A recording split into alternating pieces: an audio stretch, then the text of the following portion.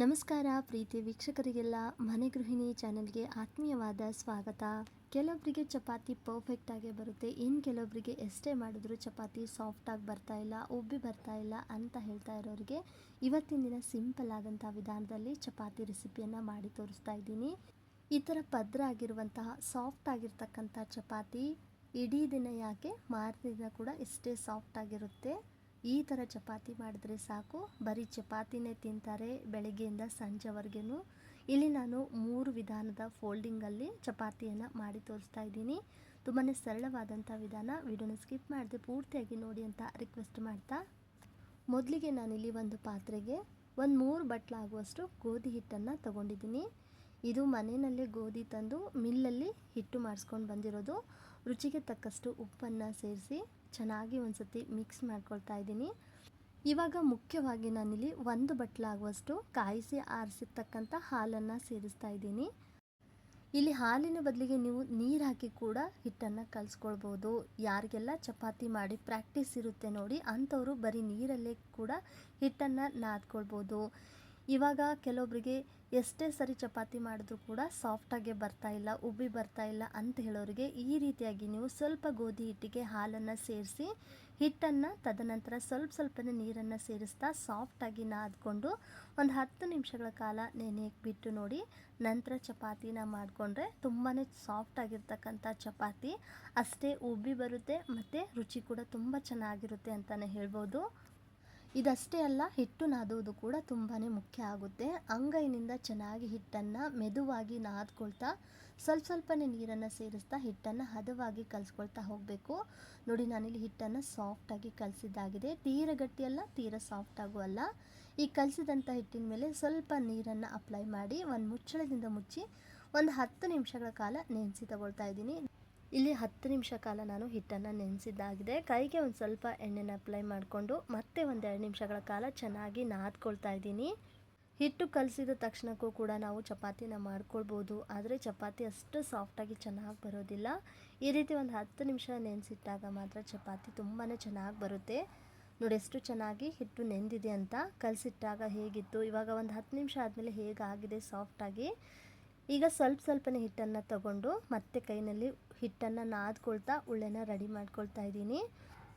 ಇಲ್ಲಿ ಒಂದು ಸ್ವಲ್ಪ ನಾನು ಒಣ ಗೋಧಿ ಹಿಟ್ಟನ್ನು ತಗೊಂಡಿದ್ದೀನಿ. ಈ ರೆಡಿ ಮಾಡಿದಂಥ ಉಳ್ಳೆನ ಹಿಟ್ಟಿನಲ್ಲಿ ಅದ್ದಿ ಒಂದಷ್ಟು ಉದ್ದಕ್ಕೆ ನಾನಿಲ್ಲಿ ಉಳ್ಳೆನ ಲಟ್ಟಿಸ್ತಾ ಇದ್ದೀನಿ.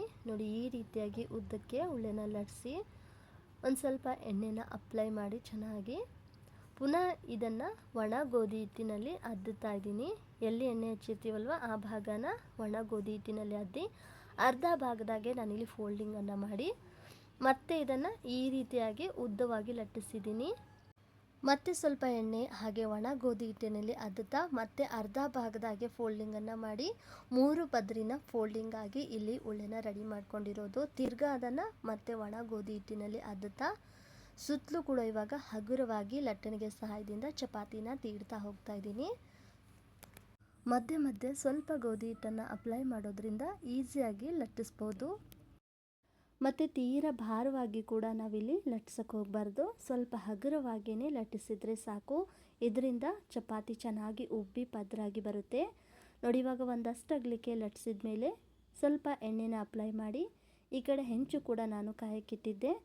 ಚಪಾತಿ ಚೆನ್ನಾಗಿ ಬೇಯಬೇಕು ಅಂದರೆ ನಾವು ಮೀಡಿಯಮ್ ಟು ಹೈ ಫ್ಲೇಮ್ನಲ್ಲಿ ಈ ಚಪಾತಿನ ಬೇಯಿಸಬೇಕಾಗುತ್ತೆ. ನೋಡಿ, ಸ್ವಲ್ಪ ಎಣ್ಣೆ ಅಪ್ಲೈ ಮಾಡಿ ಈ ಥರ ಅದು ಚೆನ್ನಾಗಿ ಬೆಂದು ಉಬ್ಬಿ ಬರ್ತಾ ಇದೆ ಅಂದಾಗ ಇನ್ನೊಂದು ಭಾಗಕ್ಕೂ ತಿರುವು ಹಾಕಿ ಮೀಡಿಯಮ್ ಉರಿಗಿಂತ ಜಾಸ್ತಿ ಉರಿನಲ್ಲಿ ಈ ಥರ ಬೇಯಿಸ್ತಾ ಇದ್ದೀನಿ. ಈ ಥರ ಸ್ವಲ್ಪ ಮೀಡಿಯಮ್ ಟು ಹೈ ಫ್ಲೇಮ್ನಲ್ಲಿ ಚಪಾತಿನ ಬೇಯಿಸೋದ್ರಿಂದ ಉಬ್ಬಿ ಸಾಫ್ಟಾಗೂ ಕೂಡ ರೆಡಿಯಾಗುತ್ತೆ. ಯಾವುದೇ ಕಾರಣಕ್ಕೂ ಸಣ್ಣ ಉರಿನಲ್ಲಿ ಚಪಾತಿನ ಬೇಯಿಸೋಕೆ ಹೋಗಬಾರ್ದು, ಅದು ಸ್ವಲ್ಪ ಗಟ್ಟಿ ಆಗುತ್ತೆ, ಹಾಗೆ ಉಬ್ಬಿ ಕೂಡ ಬರೋದಿಲ್ಲ. ಹೀಗೆ ಎರಡೂ ಬದಿಗೂ ಒಂದೊಂದು ಸತಿ ಹಾಗೆ ತಿರುವಿ ಚೆನ್ನಾಗಿ ಬೇಯಿಸಿದರೆ ಸಾಕು. ಸ್ವಲ್ಪ ಅಲ್ಲಲ್ಲಿ ಅದು ಕೆಂಪಿಗೆ ಚೆನ್ನಾಗಿ ಬೆಂದರೆ ಚಪಾತಿ ಬೆಂದಿದೆ ಅಂತಲೇ ಅರ್ಥ. ತೀರ ತಿರುವಿ ಬೇಯಿಸಿದ್ರೆ ಚಪಾತಿ ಗಟ್ಟಿಯಾಗಿ ಬಂದ್ಬಿಡುತ್ತೆ. ಇವಾಗ ನಾನಿಲ್ಲಿ ಇನ್ನೊಂದು ಫೋಲ್ಡಿಂಗಲ್ಲೂ ಕೂಡ ಮಾಡಿ ತೋರಿಸ್ತಾ ಇದ್ದೀನಿ. ನೋಡಿ, ಇಲ್ಲಿ ನಾನು ಒಂದು ಉಳ್ಳೆನ ಈ ಥರ ಉದ್ದಕ್ಕೆ ಲಟ್ಟಿಸಿ ಅದಕ್ಕೆ ಸ್ವಲ್ಪ ಎಣ್ಣೆ ಹಾಗೆಯೇ ಒಣ ಗೋಧಿ ಹಿಟ್ಟನ್ನು ಅಪ್ಲೈ ಮಾಡಿ ನಂತರ ಈ ಥರ ಮಧ್ಯಭಾಗದಲ್ಲಿ ಸ್ವಲ್ಪ ಪ್ರೆಸ್ ಮಾಡಿದ್ರೆ 3 ಭಾಗದಾಗೆ ಇಲ್ಲಿ ಉಳ್ಳೆನ ರೆಡಿ ಮಾಡ್ಕೊಳ್ಬೋದು. ಹೇಗೆ ಫೋಲ್ಡಿಂಗನ್ನು ಮಾಡ್ತೀವೋ ಅಲ್ಲಲ್ಲಿ ಸ್ವಲ್ಪ ಹಿಟ್ಟನ್ನು ಅಪ್ಲೈ ಮಾಡ್ತಾ ನಂತರ ಒಂದ್ರ ಮೇಲೆ ಒಂದು ಅಂತ ಓವರ್ಲ್ಯಾಪ್ ಮಾಡ್ತಾ ಇದು ಕೂಡ ಅಷ್ಟೇ 3 ಪದರಿನ ಉಳ್ಳೆನ ರೆಡಿ ಮಾಡ್ಕೊಂಡಿರೋದು. ಈ ರೀತಿ ಫೋಲ್ಡ್ ಮಾಡೋದ್ರಿಂದ ಚಪಾತಿ ಸ್ವಲ್ಪ ರೌಂಡ್ ಆಕಾರಕ್ಕೆ ಇನ್ನೂ ಚೆನ್ನಾಗಿ ಬರುತ್ತೆ. ಅಂದರೆ ಯಾರಿಗೆಲ್ಲ ಚಪಾತಿ ರೌಂಡಾಗಿ ಲಟ್ಸೋಕ್ಕೆ ಬರಲ್ಲ ಅಂತ ಹೇಳ್ತಿರಲ್ವ, ಸೊ ಈ ಒಂದು ಈಸಿ ಮೆಥಡಲ್ಲೂ ಕೂಡ ನೀವು ರೌಂಡ್ ಆಗಿರ್ತಕ್ಕಂಥ ಚಪಾತಿನ ಈಸಿಯಾಗಿ ಲಟ್ಟಿಸ್ಬೋದು.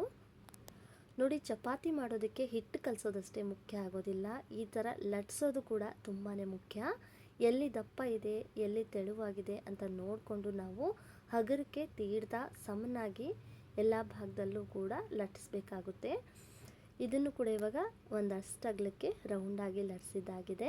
ಸ್ವಲ್ಪ ಎಣ್ಣೆನ ಅಪ್ಲೈ ಮಾಡಿ ನೋಡಿ, ಈ ಥರ ಕೈ ಮೇಲೆ ತಗೊಂಡು ಕಾದಿರುವಂಥ ಹೆಂಚು ಮೇಲೆ ಹಾಕಿ ಮೀಡಿಯಮ್ ಟು ಹೈ ಫ್ಲೇಮಲ್ಲಿ ಚಪಾತಿನ ಬೇಯಿಸ್ತಾ ಇದ್ದೀನಿ. ಸ್ವಲ್ಪ ಎಣ್ಣೆನ ಅಪ್ಲೈ ಮಾಡಿ ಈ ಥರ ಸ್ವಲ್ಪ ಅಲ್ಲಲ್ಲಿ ಚಪಾತಿ ಉಬ್ಬಿ ಬರ್ತಾ ಇದೆ ಅಂದಾಗ ಇನ್ನೊಂದು ಭಾಗಕ್ಕೂ ತಿರುವು ಹಾಕಿ ಬೇಯಿಸ್ತಾ ಇದ್ದೀನಿ.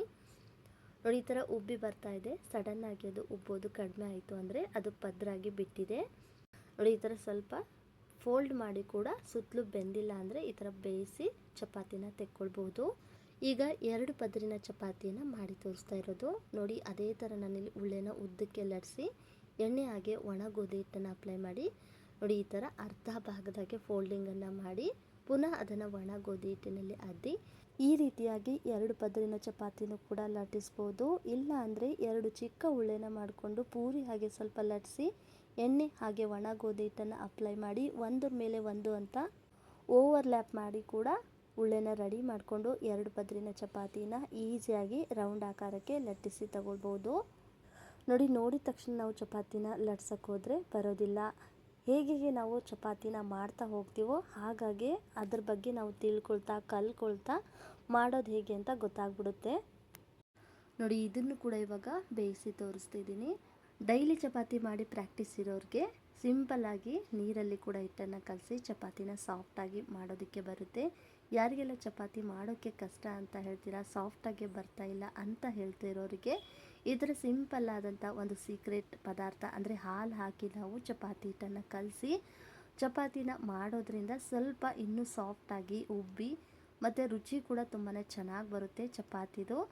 ಹಾಗಾಗಿ ಈ ಒಂದು ವಿಧಾನದಲ್ಲಿ ಮಾಡಿ ತೋರಿಸಿರೋದು. ನೋಡಿ, 2 ಪದರಿನ ಚಪಾತಿ ಯಾವ ಥರ ಕರೆಕ್ಟಾಗಿ 2 ಚಪಾತಿ ಹಾಗೆ ರೆಡಿಯಾಗಿದೆ ಅಂತ. ಉಳಿದಂಥ ಎಲ್ಲ ಹಿಟ್ಟಿನಿಂದ ನಾನು ಚಪಾತಿನ ರೆಡಿ ಮಾಡಿ ಇಟ್ಕೊಂಡಿದ್ದೀನಿ. ತುಂಬಾ ಸಾಫ್ಟಾಗಿ ಚಪಾತಿ ರೆಡಿಯಾಗಿವೆ. ನೋಡಿ, ಎಷ್ಟು ಮೃದುವಾಗಿ ಚಪಾತಿ ರೆಡಿಯಾಗಿವೆ ಅಂತ.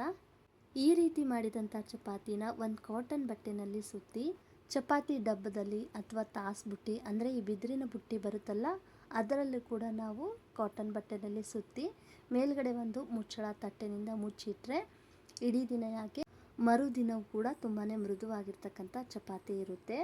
ನೋಡ್ತಾ ಇದ್ದೀರಲ್ಲ 3 ಪದರಿನ ಚಪಾತಿ ಯಾವ ಥರ ರೆಡಿಯಾಗಿದೆ ಅಂತ. ಹಾಗೆಯೇ ಮುಷ್ಟಿಯಷ್ಟು ಕೂಡ ಸಾಫ್ಟಾಗಿರ್ತಕ್ಕಂಥ ಚಪಾತಿ ರೆಡಿಯಾಗಿದೆ. ಸೊ ನೋಡಿದ್ರಲ್ಲ ಸ್ನೇಹಿತರೆ, ತುಂಬಾ ಸರಳವಾದಂಥ ವಿಧಾನದಲ್ಲಿ ಯಾರಿಗೆಲ್ಲ ಚಪಾತಿ ಮಾಡೋಕ್ಕೆ ಕಷ್ಟ ಅಂತ ಹೇಳ್ತಾ ಇದ್ದೀರಲ್ಲ, ಈ ಒಂದು ವಿಧಾನದಲ್ಲೂ ಕೂಡ ನೀವು ಚಪಾತಿನ ಟ್ರೈ ಮಾಡಿ ನೋಡ್ಬೋದು. 3 ರೀತಿಯ ಫೋಲ್ಡಿಂಗಲ್ಲಿ ಇಲ್ಲಿ ಚಪಾತಿನ ಮಾಡಿ ತೋರಿಸಿರೋದು. ಇವತ್ತಿನ ರೆಸಿಪಿ ನಿಮಗೆ ಹೇಗೆ ಅನ್ನಿಸ್ತು ಅಂತ ಕಮೆಂಟಲ್ಲಿ ತಿಳಿಸಿ. ವಿಡಿಯೋ ಇಷ್ಟ ಆದರೆ ಒಂದು ಲೈಕ್ ಮಾಡಿ, ಶೇರ್ ಮಾಡಿ ನಿಮ್ಮ ಫ್ರೆಂಡ್ಸ್ ಆ್ಯಂಡ್ ಫ್ಯಾಮಿಲಿ ಜೊತೆಗೆ. ಹಾಗೆಯೇ ಮನೆ ಗೃಹಿಣಿ ಚಾನಲ್ನು ಕೂಡ ಸಬ್ಸ್ಕ್ರೈಬ್ ಮಾಡಿಕೊಂಡು ಸಪೋರ್ಟ್ ಮಾಡಿ ಅಂತ ಹೇಳ್ತಾ ಈ ರೆಸಿಪಿ ನೋಡಿದಂಥ ಪ್ರತಿಯೊಬ್ಬರಿಗೂ ಧನ್ಯವಾದಗಳು.